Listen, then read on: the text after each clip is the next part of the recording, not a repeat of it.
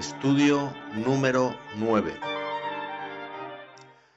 Algunos han dicho que no pueden comprender cómo puede uno reconocerse a sí mismo desgraciado, miserable, pobre, ciego, desnudo, no saberlo y al mismo tiempo estar gozándose en el Señor. Respondo, me gustaría saber de qué otra forma podría hacerlo. Me gustaría saber de qué forma podría gozarse en el Señor alguien que piensa que todo está bien en Él. ¿Me lo puede explicar alguien? Soy incapaz de imaginarlo. Pero cuando alguien reconoce ser lo que el Señor le dice que es, y entonces comprueba que el Señor es tan bondadoso que lo toma tal cual es y lo hace idóneo para permanecer en la presencia de Dios por toda la eternidad, entonces ciertamente tiene algo de lo que gozarse.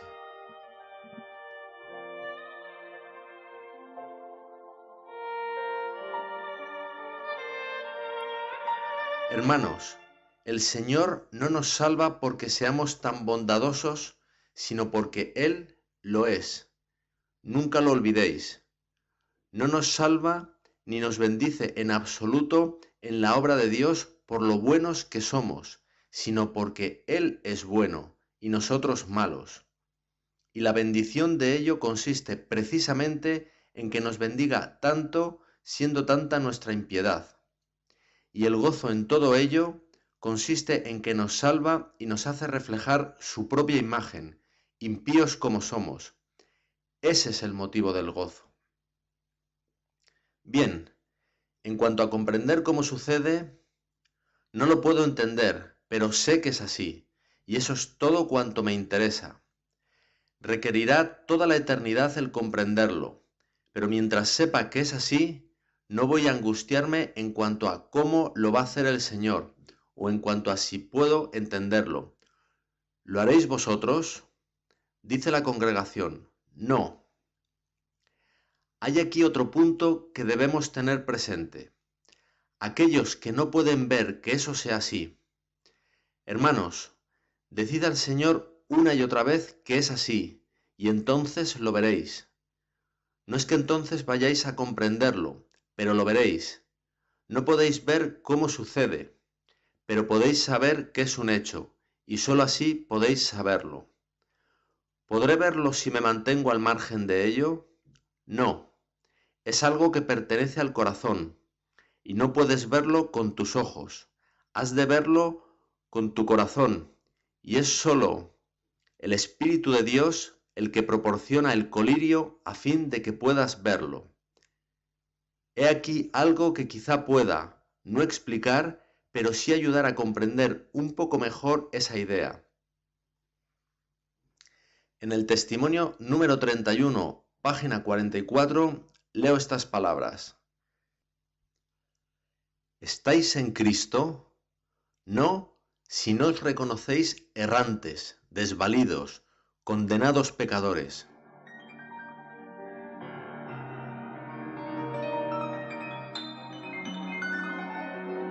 Eso es lo que algunos hermanos dicen no poder ver. Este es su razonamiento. No puedo ver cómo, si estoy en Cristo, haya de reconocerme desvalido y condenado pecador. ¿Acaso si estoy en Cristo, no habría de dar gracias a Dios por ser bueno, impecable, enteramente perfecto, santificado y todo eso? ¿Por qué no? Cristo lo es. Cuando estás en Cristo, Él es perfecto, Él es justo, es santo y nunca comete error, y se te imputa su santidad, se te da. Son mías su fidelidad y perfección, pero yo no soy eso. Quizá puedas comprender un poco más claramente ese pensamiento a la luz de esta escritura que nos es tan familiar. Primera de Corintios, capítulo 1, versículo 30. Cristo Jesús, el cual nos ha sido hecho por Dios sabiduría, justificación, santificación y redención. ¿Dónde queda mi justicia? En Cristo. ¿Dónde mi sabiduría? En Cristo. ¿Y mi redención? En Él. Oh sí, cuando acudo a Él en busca de sabiduría y se la pido, me la concede. ¿No puedo entonces acaso jactarme y decir, soy sabio? Pues no. En el preciso momento en que diga eso, vengo a ser un necio mucho mayor que antes. Es cuando me someto al Señor, cuando Él puede estar a mi lado y darme su sabiduría, para que me lleve y conduzca por caminos de sabiduría, de forma que pueda andar por el sendero recto. Después que Él ha hecho así, podré estar orgulloso de mí mismo y decir, ahora soy sabio. ¿No os dice el propio sentido común que esa sería la mayor necedad en la que pudiera caer? Él lo hizo, Él me auxilió, me dio su sabiduría. Él fue mi sabiduría, siendo que yo no era sabio, me dio su sabiduría. Su sabiduría me guió, tomó posesión de mi mente y corazón, y me guardó en las sendas de sabiduría. Por tanto, Él es mi sabiduría, y yo carezco en absoluto de ella. La suya es mi única sabiduría. ¿Lo veis? Aceptadlo de esa manera y podréis saber que es un hecho.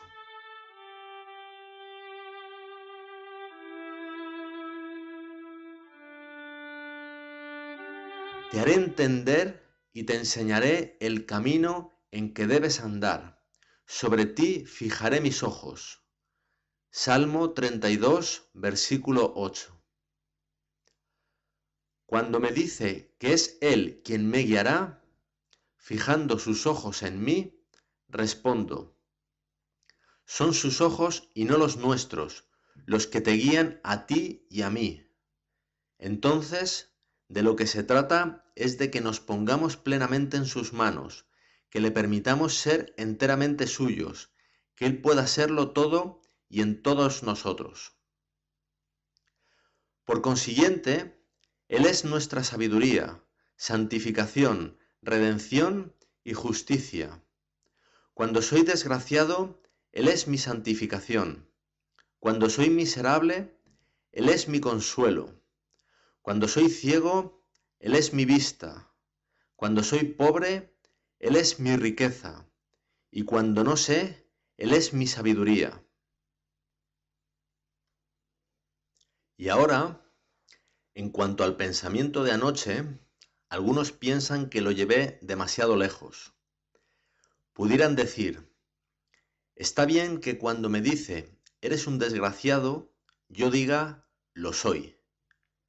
Cuando dice, eres pobre, digo, lo soy. Cuando dice, eres ciego, digo, lo soy. Y cuando dice, y no sabes, diré, sí que lo sé. No, no. Cuando dice, y no sabes, también he de reconocer que es así. No vayáis colocando obstáculos en su camino. Cuando digo que soy desgraciado, miserable, pobre, ciego y desnudo, y sobre todo ello él afirma que yo no sé que es así, confieso, Señor, no lo sé. Y esto nos lleva al texto con el que empezamos. Si alguno se imagina que sabe algo, aún no sabe nada como debería saberlo. Primera de Corintios capítulo 8, versículo 2. Todavía no lo sé. Por más tiempo que haya estado reconociendo eso, todavía no sé cuán desgraciado, miserable, pobre, ciego y desnudo soy, de la forma en que lo sabría si Él me mostrara a mí mismo tal como soy. Tan ciertamente como recibimos este mensaje a la Odisea de la forma en la que Él lo presenta, recibiremos todo lo que comporta. Hermanos, esa es la finalidad del mensaje, que pueda hacer su obra a su propia manera. Prestad atención a esto. Observamos este testimonio en el volumen 1, páginas 186 y 187. Fue dado en 1859. Se demostró que el testimonio a los laodicenses se aplica al pueblo de Dios en el tiempo actual, y la razón por la que no ha cumplido una obra mayor es por la dureza de los corazones de ellos. Pero Dios ha dado el mensaje apropiado para hacer su obra. El corazón debe ser purificado de pecados que por tanto tiempo han mantenido fuera a Jesús. Este impresionante mensaje hará su obra. Cuando se lo presentó por primera vez, llevó a un minucioso examen del corazón. Eso es lo que va a hacer en este tiempo. Permitámosle, pues, que haga su obra. Pero ha habido un lapso de tiempo desde que fue presentado por primera vez. Sigo leyendo. Se confesaron pecados, y el pueblo de Dios fue avivado por doquiera. Casi todos creían que este mensaje terminaría en el fuerte clamor del tercer ángel. Pero al no ver cumplida la poderosa obra en un tiempo breve, muchos perdieron los efectos del mensaje.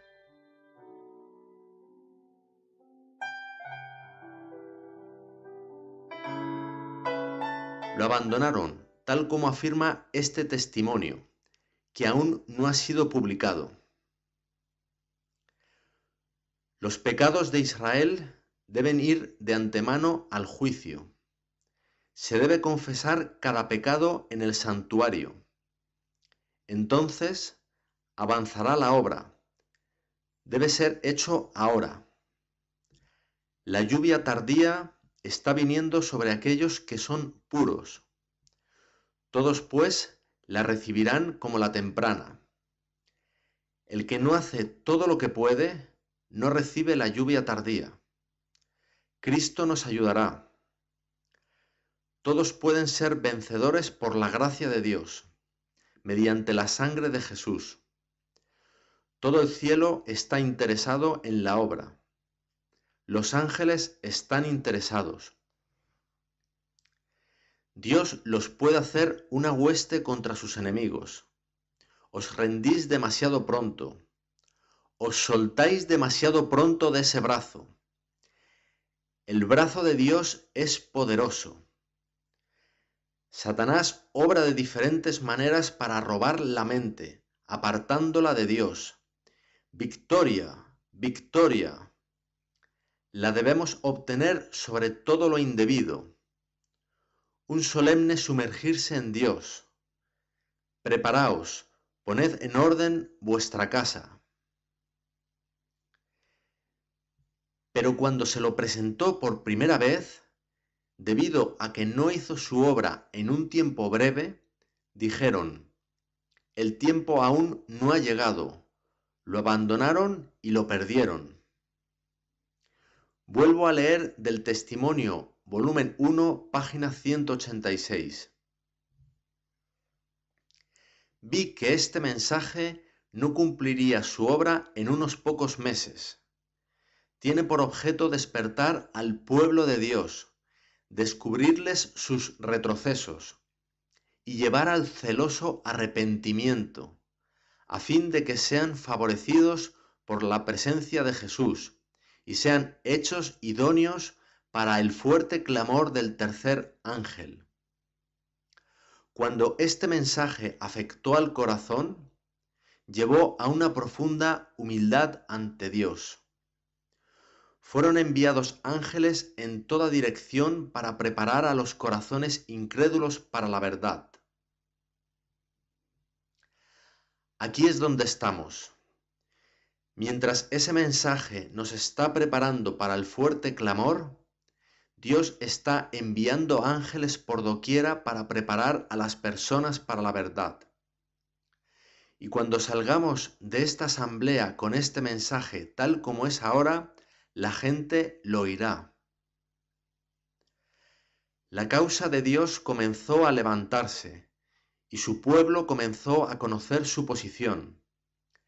Si el consejo del testigo fiel hubiese sido oído en su totalidad, Dios habría obrado por su pueblo con gran poder.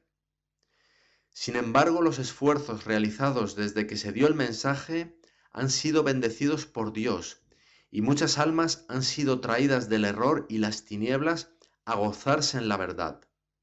Dios responderá a su pueblo.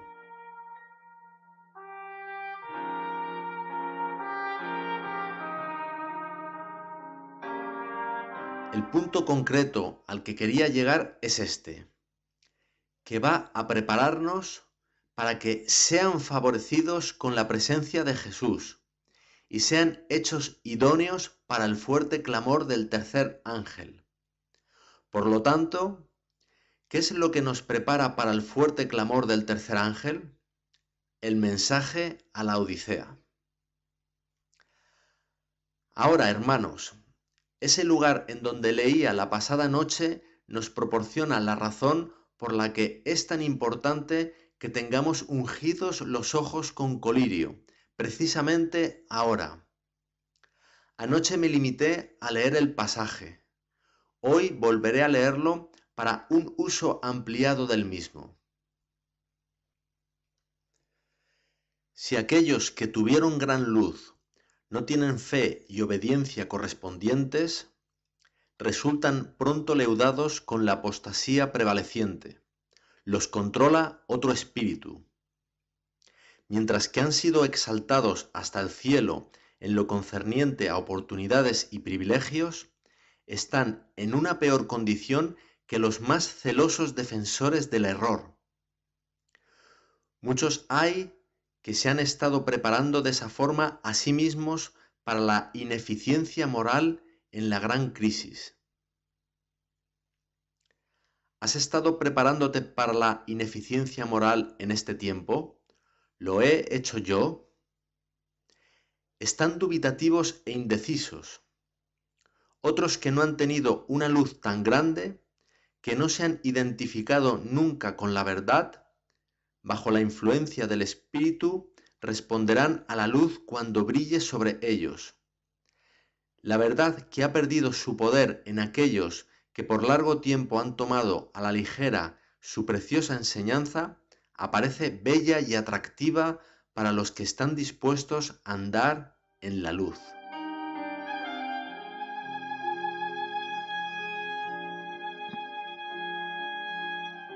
Lo que queremos ahora considerar es el hecho de que muchos se han estado preparando de esa forma a sí mismos para la ineficiencia moral en la gran crisis.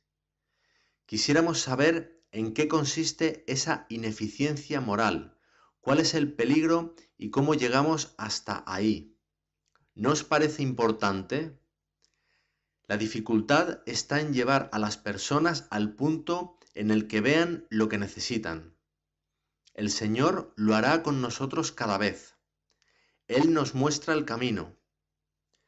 Pero lo primero que queremos es comprender el peligro y luego cómo llegamos a ese punto. Estudiémoslo y hagámoslo en el mismo espíritu en el que estudiamos la lección de la semana pasada, ya que es en realidad la misma lección.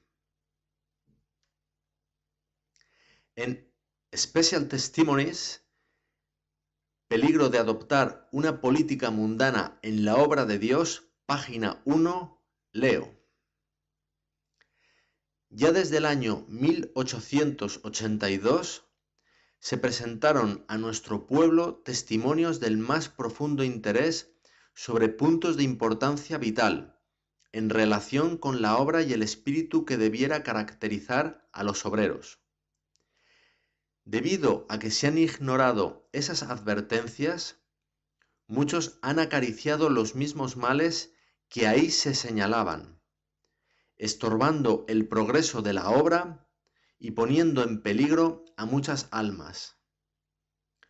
Los que albergan suficiencia propia, que no sienten la necesidad de velar y orar constantemente, serán entrampados.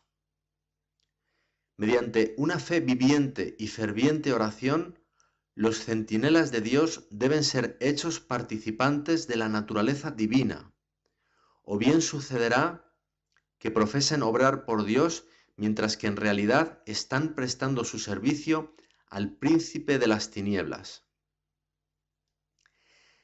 Terrible situación la del que cree estar obrando por Dios cuando todo su servicio es en favor del enemigo. ¿Quién se encontrará en esa situación? Los que no ejercen una fe viviente, los que no lo han sometido todo y no tienen a Cristo. En otras palabras, los que no han dado oído al mensaje a la Odisea. Sigo leyendo. Debido a que sus ojos no están ungidos con colirio celestial, su comprensión resultará cegada y serán ignorantes en cuanto a las muy engañosas estratagemas del enemigo. Hermanos, estamos en el tiempo y lo estaremos a partir de ahora y hasta el fin del mundo, en el que en cualquier momento o día podemos ser llevados a un lugar en el que, si nos detenemos a razonar, estaremos perdidos. Tomaremos la postura equivocada. Tan ciertamente como nos detengamos a razonar, tomaremos la postura equivocada. Solo podemos discernir mediante ese colirio celestial por el cual conoceréis la verdad, y tan pronto como se suscite la cuestión, podréis ver el camino ante vosotros. Seremos puestos en lugares en los que el honor y la causa de Dios penderán de lo que vosotros o yo digamos, y las ventajas que el enemigo pueda tomar sobre nosotros dependerán de lo que digamos. Y en esos tiempos, que en realidad es en todo tiempo, si tú y yo no vemos ni tenemos el Espíritu Celestial que nos dé la palabra adecuada que pronunciar, diremos la equivocada, con lo que cada uno de nuestros hermanos se pondrá a la defensiva y cada una de nuestras almas quedará en desventaja, ya que el enemigo está llegando a ese punto en el que somete a escrutinio cada una de las posturas que tomamos.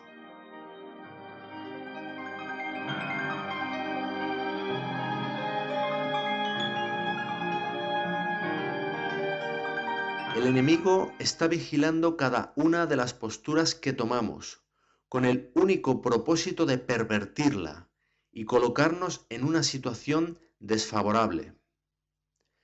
Vosotros y yo necesitamos algo mejor que la sabiduría humana, o que nuestra propia razón, a fin de saber cómo tomar la posición correcta. Nos veremos en lugares en los que el honor de la causa dependerá de nosotros. Se os harán preguntas que nunca antes en toda vuestra vida habíais oído. Ante comités, cuerpos legislativos u otras instancias similares, en algún lugar al que Dios nos haya llamado y dado la oportunidad para esparcir la luz y la verdad, se os puede hacer el tipo de pregunta en el que jamás habíais pensado con anterioridad. Deberéis saber en aquel preciso instante qué respuesta dar. No tendréis tiempo para pensar o razonar sobre ella. Se harán preguntas que, si tomáis tiempo y os paráis a razonar, lo probable es que ese razonamiento sea directamente opuesto a lo que el Espíritu de Dios diría al propósito, debido a que sus caminos no son nuestros caminos. Y hermanos, no estoy haciendo suposiciones. Algunas de estas cosas han sucedido ya, y hoy vosotros y yo estamos en terreno desventajoso, y hay cargas que se han puesto sobre mí y vosotros que habremos de llevar, debido a esa ceguera de algunos adventistas del séptimo día. Es ahí donde estamos. Y cuando nuestros enemigos tomen ventaja de esas cosas, y desafortunadamente lo harán, y las empleen en vuestra contra y la mía, con el fin de comprometer nuestra posición, cuando nos tenemos por la verdad tal cual es en Jesús, no tendremos otro remedio que no sea repudiar ese asunto y declarar que esa no es la verdad, a pesar de que provino de un adventista del séptimo día. Es una situación terrible como pocas. No deseo que se encontréis en ella, ni deseo encontrarme. Creo que nadie la deseará para ningún otro. Bien, la cuestión es que vosotros y yo necesitamos el ungimiento celestial a fin de que sepamos qué decir y qué hacer en el preciso momento. Unge tus ojos con colirio, para que veas. En la página 7 leemos: los que creen la verdad han de ser como fieles centinelas en el puesto de vigilancia, o de lo contrario, Satanás les sugerirá razonamientos engañosos y darán expresión a opiniones que traicionarán los legados sagrados. Pero, ¿cuáles son nuestros legados sagrados? ¿Acaso no lo es la causa de Dios, la obra del mensaje del tercer ángel? Por lo tanto, cuando vosotros y yo traicionamos los legados sagrados, ¿qué estamos realmente traicionando? El mensaje del tercer ángel. Y estamos traicionando a todos y cada uno de nuestros hermanos, poniéndolos en terreno desventajoso, vendiéndolos en manos del enemigo. Quisiera que me dijerais la razón por la que no necesitamos precipitarnos por ese camino. Dice una voz de la congregación: ¿no hay un pasaje que dice que el Espíritu de Dios nos dirá lo que hemos de hablar? Exactamente, ese es el punto principal. Esta exhortación tiene por objeto que dependamos del Espíritu de Dios y que estemos seguros de que lo tenemos, que no menospreciemos las enseñanzas ni los caminos del Espíritu de Dios. En la página 13 se hace referencia a Elías. ¿Se debilitó Elías ante el rey? ¿Se doblegó o acobardó, recurriendo a la adulación a fin de ablandar los sentimientos del airado soberano? Israel había pervertido su camino y olvidado la senda de fidelidad a Dios. ¿Traicionaría ahora el profeta los legados sagrados a fin de preservar su vida? ¿Profetizó cosas agradables para complacer al rey y obtener su favor? ¿Evadió el asunto? ¿Ocultaría al rey la verdadera razón por la que los juicios de Dios estaban cayendo sobre la tierra de Israel? ¿Qué significa eso para nosotros? ¿No estamos acaso en el tiempo de Elías? ¿No hemos de ser expulsados como lo fue Elías?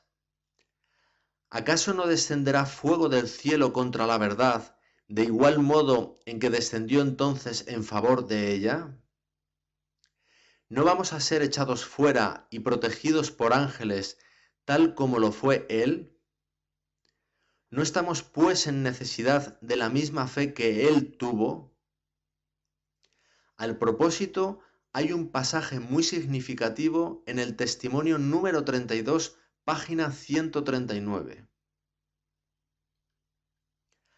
¿Ha de triunfar Satanás siempre de esa forma? ¡Oh, no! La luz que se refleja de la cruz del Calvario indica que se ha de realizar una obra mayor de la que nuestros ojos han visto hasta ahora. El tercer ángel, volando por en medio del cielo y enarbolando los mandamientos de Dios y el testimonio de Jesús, representa nuestra obra. El mensaje no pierde nada de su fortaleza en el vuelo en el que avanza el ángel, ya que Juan lo contempla aumentando en poder y fuerza hasta que toda la tierra resulta alumbrada por su gloria. La marcha del pueblo de Dios, guardador de los mandamientos, es hacia adelante, siempre adelante. El mensaje de verdad que llevamos ha de alcanzar a naciones, lenguas y pueblos. Pronto avanzará con potente voz, y la tierra será iluminada con su gloria.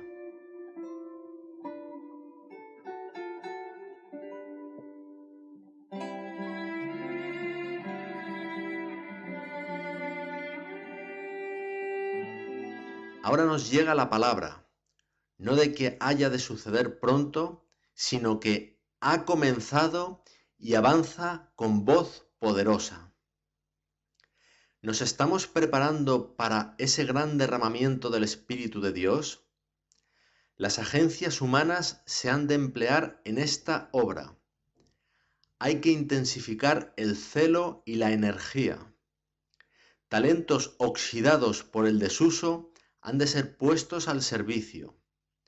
La voz que diría, alto, no permitas que se te impongan cargas, es la voz de los espías cobardes. Necesitamos ahora Calebs que se pongan al frente, jefes en Israel que con palabras de ánimo presenten un informe positivo en favor de la acción inmediata. ¿Quién entró a la tierra de Canaán? Dice la audiencia, Caleb y Josué, los hombres que afirmaron que podían entrar. Y debido a que Dios estaba con ellos, entraron en la tierra, mientras que todo el resto cayó en el desierto. Fueron acompañando a sus hermanos que perecían, en ese rodeo de 38 años causado por su incredulidad. Pero Dios había prometido, la poseeréis. ¿Quién entrará ahora en la tierra? ¿Acaso el testimonio leído no afirma que estamos en la situación en la que estaba Israel en las fronteras de Canaán? ¿Quién entrará? Los que presenten un informe positivo en favor de la acción inmediata. Entrarán allí. Lo dice Dios. Podrá ser que los dubitativos y temerosos queden rezagados y que hagan demorarse la causa de Dios. Pero no temáis. Dios ha prometido que entraremos. Los Calebs entrarán. Es algo seguro. Cuando los egoístas, los amantes de la vida fácil, los afectados por el pánico, que temen a los gigantes y las murallas inaccesibles, claman en favor de una retirada, que se oiga la voz de los Calebs, aun si los cobardes están con piedras en sus manos, dispuestos a abatirlos por su testimonio.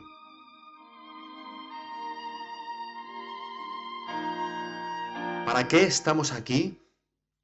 Hemos aprendido en nuestras lecciones hasta aquí que no debemos temer todos los poderes en este mundo y los poderes de los enemigos que se levantarán contra nosotros y contra la causa de Dios. Hemos visto ya eso. Esto nos lleva al punto en el que debemos ser fieles al mensaje de Dios y no temer ni siquiera a los adventistas del séptimo día cobardes. Así es como Dios quiere que nos tengamos. Él quiere que sepamos cuál es el mensaje hoy. Quiere que demos el mensaje tal cual es hoy. Y si existen aquellos que os batirían con palos y piedras en sus manos y os denigran o tienen actitudes parecidas, dad gracias a Dios porque ahora es precisamente el momento para la acción inmediata. Aún un par más de pensamientos de este Special Testimonies, página 6. Se me mostró que las locuras de Israel en los días de Samuel se repetirán en el pueblo de Dios de hoy, a menos que haya una mayor humildad, menos confianza en el yo y más en el Señor Dios de Israel, el dirigente del pueblo. Leo en el mismo capítulo: han de ser cincelados por los profetas con reproche, advertencia, admonición y consejo, y deben ser modelados según el patrón divino. Leo en la página 4: el mundo no ha de ser nuestro criterio, sea el Señor quien obre, sea su voz la que se oiga. Los que están empleados en cualquier departamento de la obra, mediante la cual el mundo puede ser transformado, no deben entrar en alianza con los que no conocen la verdad. El mundo no conoce al Padre ni al Hijo, y carece de discernimiento espiritual en cuanto a nuestra obra, en cuanto a lo que debemos o no hacer. Hemos de obedecer las órdenes que nos vienen de lo alto. No hemos de oír el consejo ni seguir los planes sugeridos por los incrédulos. Las sugerencias hechas por aquellos que no conocen la obra que Dios está haciendo en este tiempo tendrán por efecto el debilitar el poder de los medios de Dios. Aceptando tales sugerencias resulta anulado el consejo de Cristo.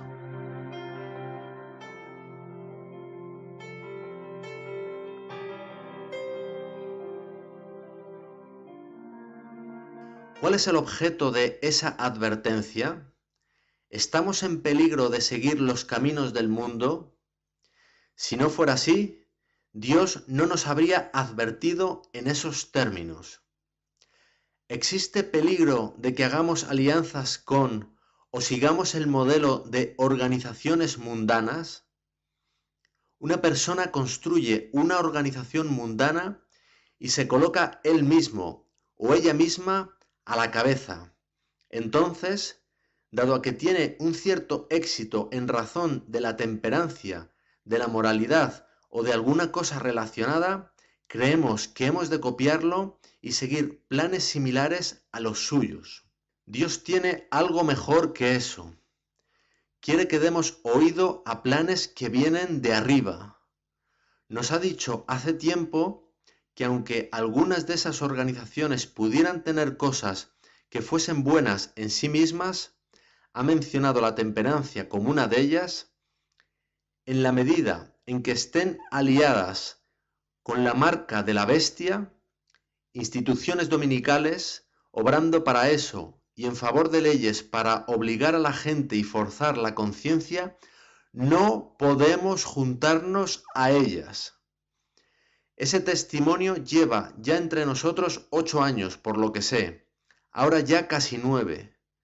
Lo que quiere el Señor es a nosotros, y la cuestión es ahora, ¿nos tendrá? ¿Nos tendrá a fin de poder emplearnos? ¿Seremos totalmente sumisos a su voluntad? ¿Daremos oído a las órdenes de lo alto y las obedeceremos? A ese respecto hay un escrito en el volumen 1 de Testimonios, página 183. Se refiere a la causa, al dar comienzo el fuerte clamor. Todos parecían tener un profundo sentido de su indignidad y manifestaban total sumisión a la voluntad de Dios. En la página 2 del testimonio, titulado Peligro de adoptar una política mundana en la obra de Dios, leo estas palabras. Tengo algo contra ti, porque has abandonado tu primer amor. Recuerda, por tanto, de dónde has caído y arrepiéntete, y haz las primeras obras. De lo contrario, vendré presto a ti y quitaré de su lugar el candelero, si no te arrepintieres. Aquel que lloró sobre el impenitente Israel en vista de su ignorancia de Dios y de Cristo su Redentor, ha mirado el corazón de la obra en Battle Creek. Pero hermanos, ahora estamos en Battle Creek y eso significa nosotros. Ese mismo Redentor está ahora mirándonos a nosotros. Ha habido gran peligro, pero algunos no lo han sabido. La incredulidad e impenitencia cegaron sus ojos, y se apoyaron en la sabiduría humana para la conducción de los intereses más importantes de la causa de Dios.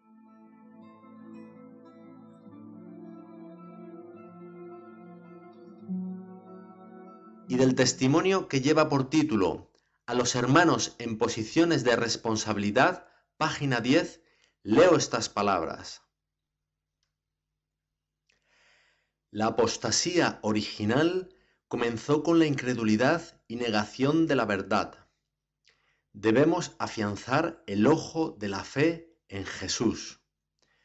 Cuando lleguen los días, como sucederá ciertamente, en que la ley de Dios sea anulada, el celo de los fieles y verdaderos debe levantarse ante la emergencia y ha de tener el carácter más cálido y decidido, y su testimonio debe ser el más resuelto y positivo. Y en la página 12 leemos: Los hay que se han jactado de su gran cautela en recibir nueva luz, como ellos la llaman, pero están cegados por el enemigo, y no pueden discernir las obras y caminos de Dios. Luz, preciosa luz, viene del cielo, y ellos se disponen contra ella. ¿Qué sigue después? Esos mismos aceptarán mensajes que Dios no ha enviado, y vendrán así a ser incluso peligrosos para la causa de Dios, debido a las falsas normas que establecen. Dice más: necesitan el ungimiento celestial a fin de que comprendan lo que es luz y verdad.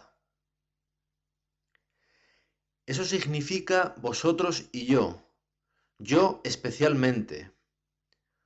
Os digo una buena cosa por hacer, si no la habéis hecho ya, es leer la primera página de la Review del 7 de febrero. Habla de pleno sobre el tema en cuestión. Leeré unas pocas frases. Colocarnos en una posición en la que tenemos la apariencia de sumisión es una posición nueva para este pueblo. Es una experiencia nueva, un apartarse de los principios a los que nos hemos adherido, que han hecho de nosotros lo que hoy somos, un pueblo al que Dios ha prosperado, un pueblo que tiene al Señor de los ejércitos con él.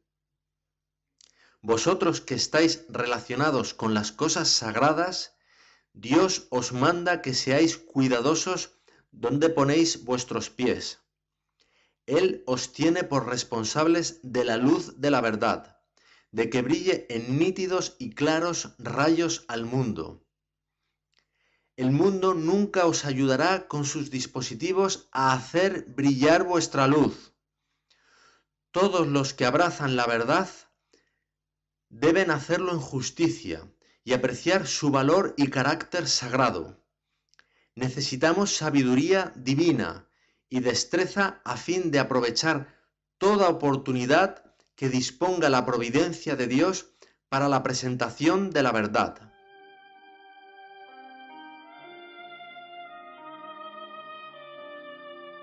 Aprovechad la oportunidad, no la traicionéis, no falléis al presentarse la oportunidad, debido a que no estáis preparados. ¿Para qué estamos aquí si no estamos dispuestos? ¿Qué sois vosotros y yo, como pastores adventistas del séptimo día, ministros para llevar el mensaje del tercer ángel? ¿Qué hacemos aquí si no estamos dispuestos cuando Dios nos llama y da una oportunidad? No se permita que el temor a los hombres y el deseo de promoción oscurezcan un solo rayo de la luz celestial. Si ahora fallaran los centinelas de la verdad en hacer sonar la advertencia, serían indignos de su posición como portaluces del mundo. Ahora bien, si el estandarte cayera de sus manos, el Señor suscitaría a otros que serían fieles y leales. Requerirá coraje moral hacer la obra de Dios resueltamente. Los que obren así no pueden ceder al amor por ellos mismos, a las consideraciones egoístas, a las ambiciones, al apego a una vida fácil o al deseo de evadir la cruz. Algunos pueden aparentar no implicarse en ningún bando en el conflicto. Pueden aparentar no tomar partido contra la verdad, pero no saldrán valientemente por Cristo, por miedo a perder la propiedad o a sufrir reproche. Todos ellos son contados con los enemigos de Cristo.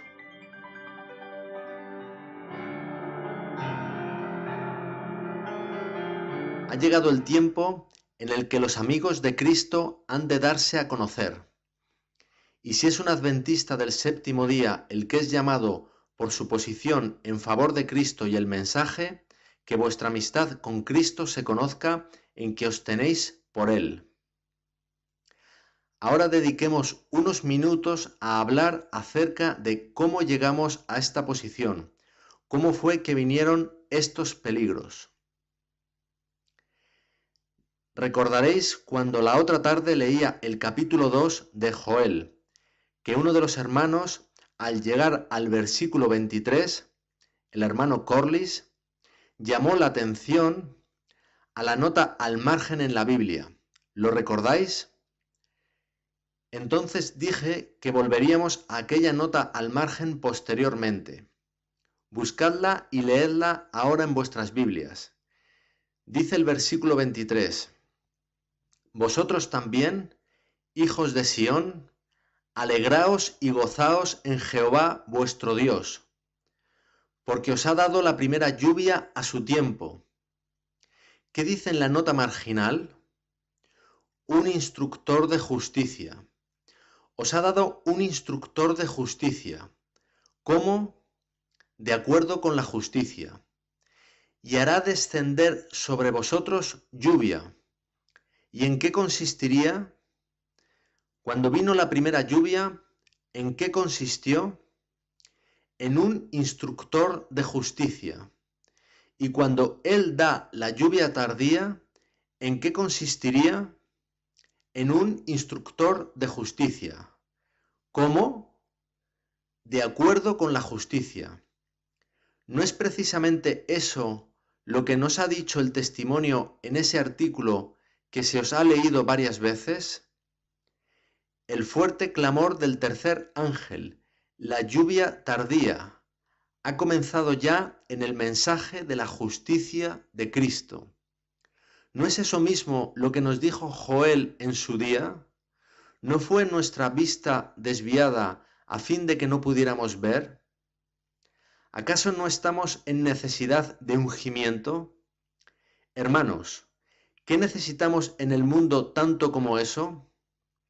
¿Cuán gozosos debiéramos estar porque Dios haya enviado a su propio Espíritu en los profetas para hacérnoslo ver, siendo que no lo veíamos? Cuán infinitamente agradecidos debiéramos estar por ello. Así pues, la lluvia tardía, el fuerte clamor, de acuerdo con el testimonio y de acuerdo con la Escritura, es el instructor de justicia, de acuerdo con la justicia. Ahora, hermanos, ¿cuándo fue que este mensaje de la justicia de Cristo comenzó con nosotros como pueblo? 1 o 2 en la audiencia dicen, hace 3 o 4 años. ¿Son 3 o son 4? Dice la congregación, 4. Sí, 4. ¿Dónde fue? Dice la congregación, Minneapolis. ¿Qué rechazaron entonces los hermanos en Minneapolis? Algunos en la congregación contestan, el fuerte clamor. ¿Cuál es ese mensaje de justicia? El testimonio nos ha dicho que es el fuerte clamor, la lluvia tardía. Siendo así, ¿qué rechazaron los hermanos en esa terrible posición en la que estuvieron en Minneapolis? Rechazaron la lluvia tardía, el fuerte clamor del mensaje del tercer ángel.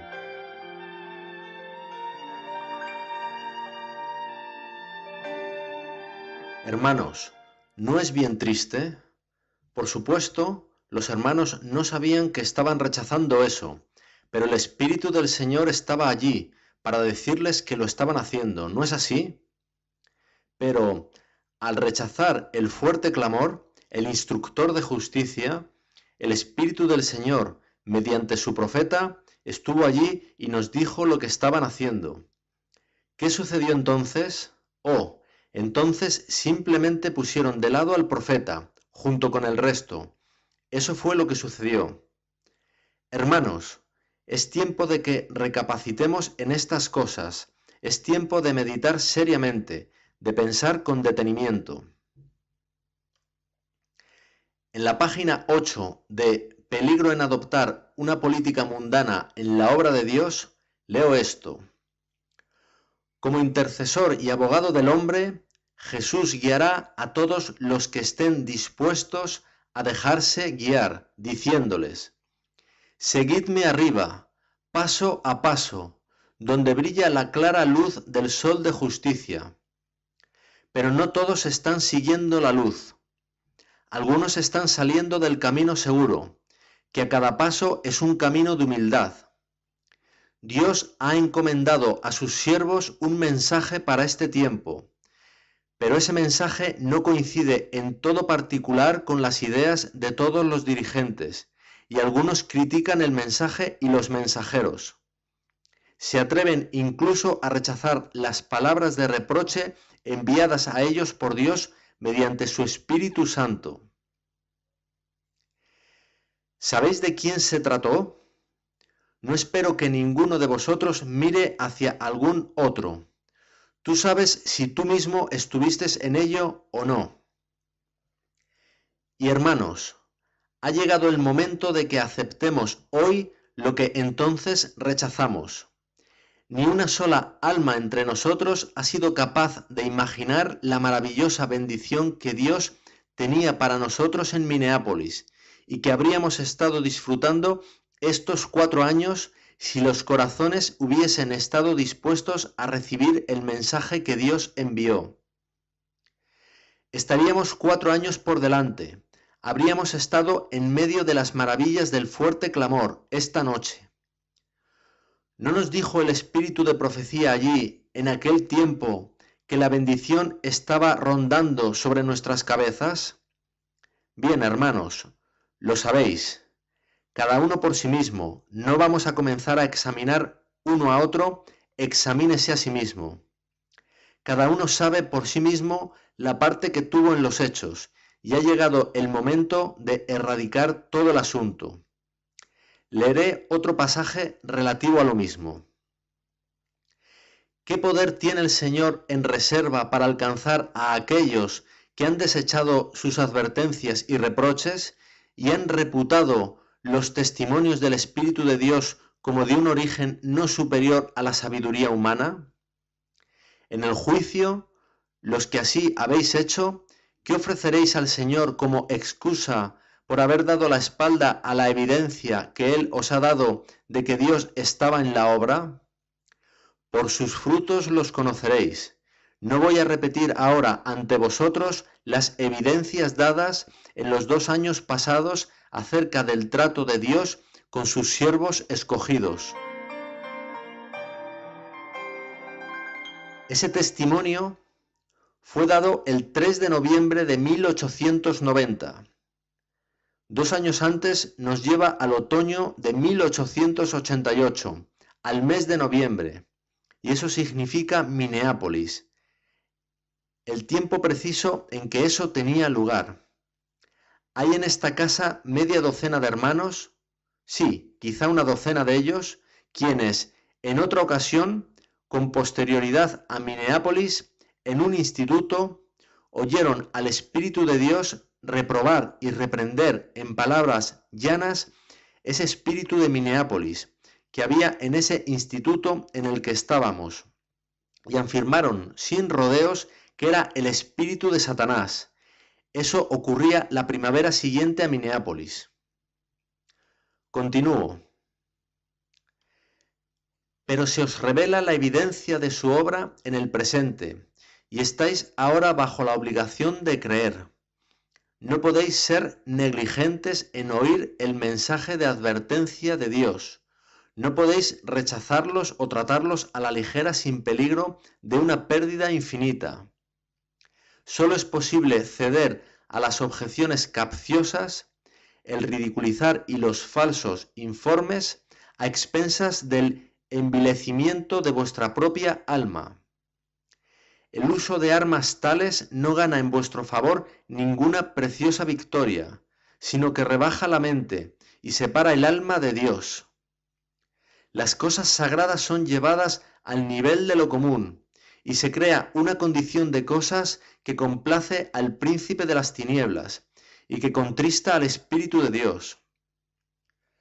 Las objeciones capciosas y la crítica dejan el alma privada del rocío de la gracia, de igual forma en que las colinas de Gilboa estaban destituidas de la lluvia. No se puede depositar la confianza en el juicio de aquellos que son indulgentes en ridiculizar y presentar falsamente a otros. No se puede conceder ningún peso a sus consejos o decisiones. Debéis llevar las credenciales divinas antes de efectuar movimientos decididos o dar forma a la obra de la causa de Dios. Acusar y criticar a aquellos a quienes Dios está usando es acusar y criticar al Señor que los ha enviado. Todos necesitan cultivar sus facultades religiosas, a fin de que puedan tener un correcto discernimiento de los asuntos religiosos. Algunos han fallado en distinguir entre el oro puro y el vulgar metal, entre la sustancia y la sombra. Antes de continuar con el párrafo siguiente, quiero leer 2 párrafos de este testimonio que aún no ha sido publicado.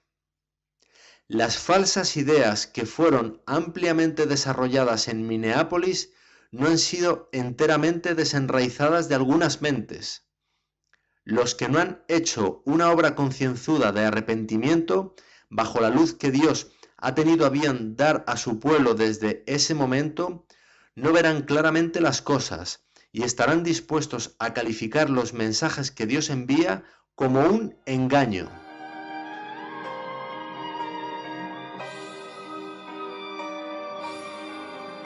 Hermanos, ¿qué mayor peligro podría haber entre nosotros que ese al que hemos sido llevados por el curso seguido y contra el que se nos advierte? El peligro de traicionar los legados sagrados, el peligro de traicionar a nuestros hermanos y llevarlos a lugares y posiciones en los que tengan que soportar horribles cargas que el enemigo ponga sobre nosotros y con la que nos persiga.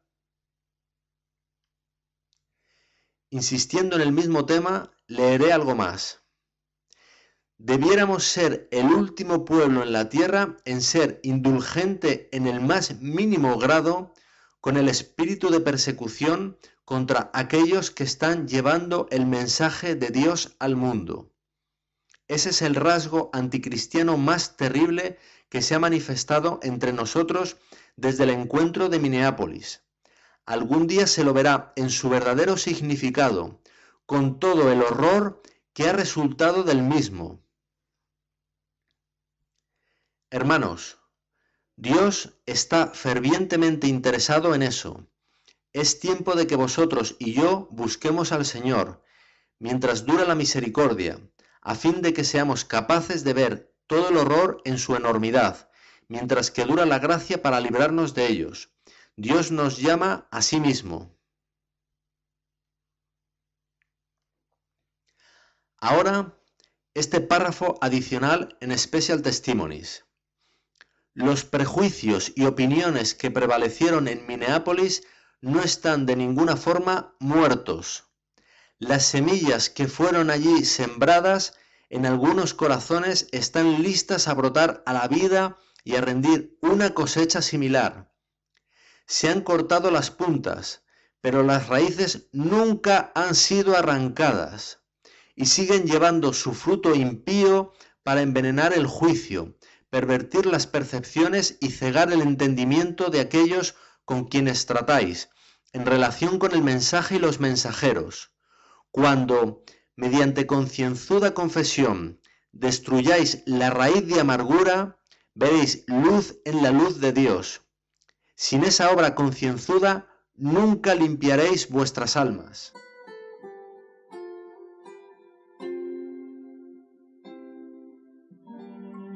Hermanos, ¿limpiaréis así vuestras almas y abriréis el camino del Señor para que envíe su Espíritu en el derramamiento de la lluvia tardía?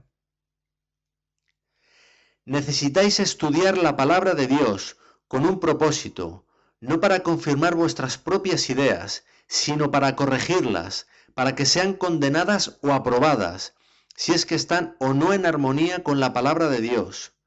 La Biblia ha de ser vuestra compañía constante.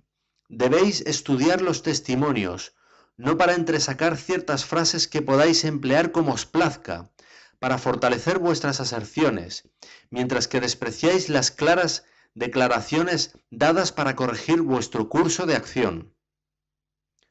Ha habido un alejamiento de Dios entre nosotros, y está aún pendiente de realizar la celosa obra del arrepentimiento y volver a nuestro primer amor, tan esencial para la restauración a Dios y la regeneración del corazón. La infidelidad ha irrumpido en nuestras filas, ya que es la moda alejarse de Cristo y dar lugar al escepticismo. El clamor del corazón de muchos ha sido: no queremos que este hombre reine sobre nosotros. Baal es la elección. La religión de muchos entre nosotros será la religión del apóstata Israel, puesto que aman su propio camino y olvidan el camino del Señor. La verdadera religión, la única religión de la Biblia, que enseña el perdón solamente mediante los méritos de un Salvador crucificado y resucitado, que defiende la justicia por la fe del Hijo de Dios, ha sido tomada a la ligera, se ha hablado contra ella, se la ha ridiculizado y se la ha rechazado. Se la ha denunciado como conduciendo al entusiasmo y fanatismo. Pero es la vida de Jesucristo en el alma, es el principio activo del amor impartido por el Espíritu Santo, el único que logrará que el alma sea fructífera en buenas obras. El amor de Cristo es la fuerza y el poder de todo mensaje de Dios que jamás haya salido de labios humanos. ¿Cuál es el futuro que nos espera si fallamos en venir a la unidad de la fe? Esa fue la cuestión planteada anoche, la unidad de la fe. Cuando los primeros discípulos se juntaron y oraron unánimemente y estuvieron mano con mano, entonces el Espíritu Santo vino sobre ellos, y eso es lo que se pone ahora ante nosotros. Hermanos, no estoy diciendo estas cosas con ánimo de encontrar faltas o de condenar. Las digo en el temor de Dios, para que cada uno de nosotros pueda saber dónde estamos. Y si hay todavía alguna de esas raíces de Minneapolis persistiendo estos 4 años, o algún resto de ellas que hayan dado cosecha durante estos 4 años, asegurémonos que aquí y ahora las erradicamos totalmente y nos postramos a los pies de Cristo con esta confesión: soy desgraciado, miserable, pobre, ciego y desnudo, y no conozco mi condición. Ahí es donde estamos. Sé que allí algunos lo aceptaron, otros lo rechazaron totalmente. Vosotros también lo sabéis. Aún otros procuraron mantenerse a medio camino, y así es como lo obtuvieron. Pero esa no es la forma de poseerlo, hermanos, no es así como se lo recibe. Creyeron que podían tomar una posición moderada, y aunque no se puede decir exactamente que lo recibieran o que se comprometieran con él, sin embargo estarían dispuestos a ir allá donde el viento soplara finalmente. Allá donde fuese el cuerpo, irían ellos.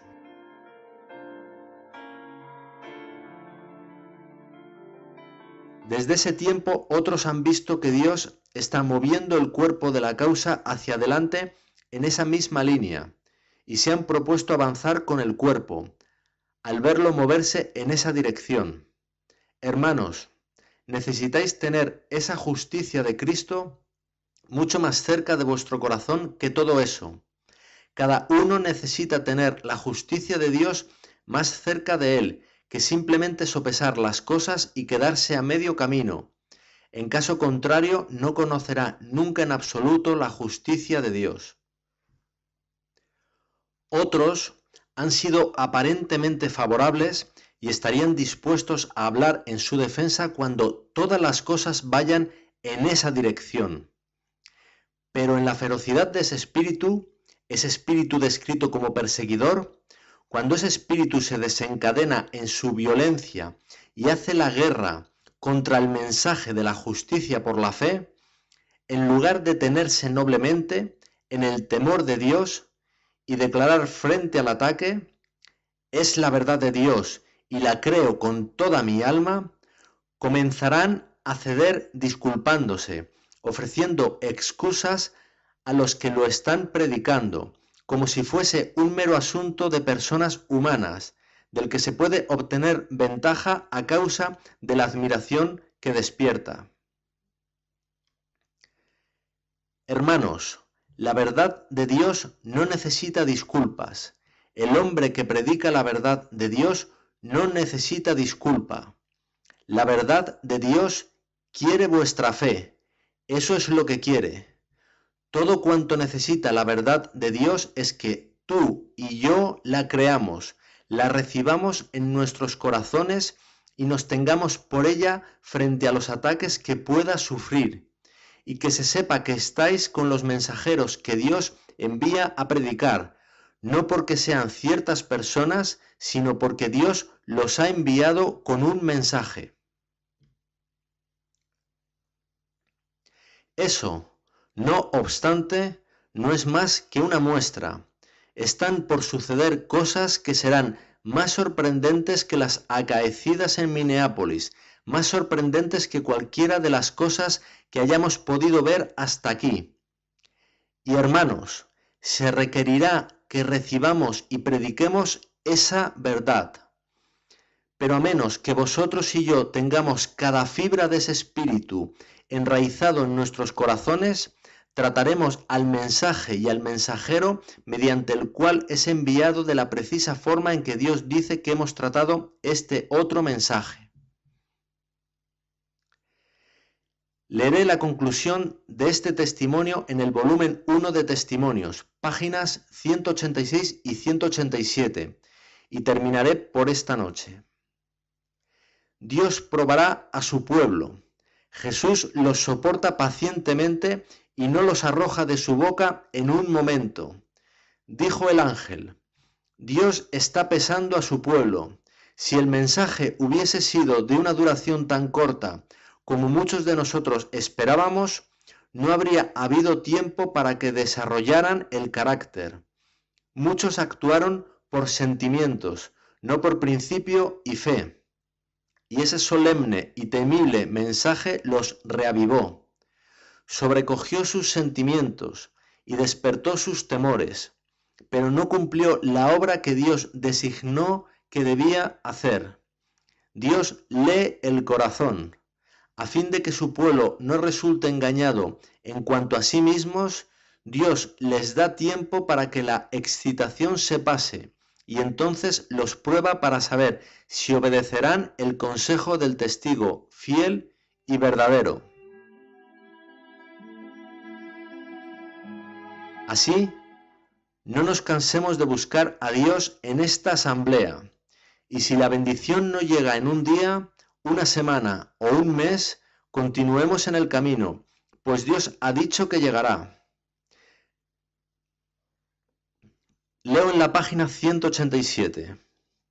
Dios conduce a su pueblo paso a paso. Él los lleva a diferentes puntos, calculados para manifestar lo que hay en el corazón. Algunos resisten en un punto, pero fracasan en el siguiente. A cada punto de avance el corazón es examinado y puesto a prueba un poco más de cerca. Si el profeso pueblo de Dios resulta tener sus corazones en oposición a esta obra, debe convencerlos de que tienen una obra que hacer para vencer, si es que no han de ser arrojados de la boca del Señor. Dijo el ángel: Dios llevará su obra cada vez más cerca a fin de probar a cada uno de su pueblo. Algunos están dispuestos a recibir un punto, pero cuando el Señor los lleva a otro punto probatorio, se retiran y retroceden, debido a que ven que eso golpea directamente a algún ídolo acariciado. Todo eso lo he visto yo mismo en casos individuales y una y otra vez desde la asamblea de Minneapolis. Aquí tienen oportunidad de ver lo que hay en sus corazones, que echa fuera a Jesús. Valoran alguna cosa por encima de la verdad, y sus corazones no están dispuestos a recibir a Jesús. Durante un cierto tiempo, los individuos son probados para ver si sacrificarán sus ídolos y oirán el consejo del testigo fiel. Si alguien no es purificado por la obediencia a la verdad, venciendo su egoísmo, su orgullo y sus pasiones, los ángeles del Señor tienen el encargo. Se han juntado a sus ídolos, dejadlos estar, y continuarán con su obra, dejando a aquellos con sus rasgos pecaminosos sin someter, bajo el control de los ángeles malos. Los que alcanzan cada punto y resisten toda prueba, venciendo a cualquier precio, han oído el consejo del testigo fiel y recibirán la lluvia tardía, siendo así hechos idóneos para la traslación.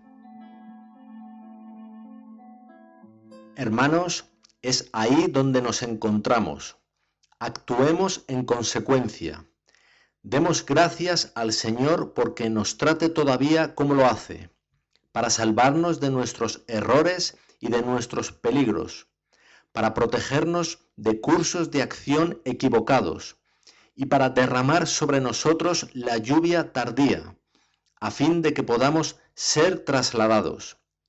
Eso es lo que significa el mensaje, traslación, para vosotros y para mí. Hermanos, recibámoslo con todo el corazón y demos gracias a Dios por él.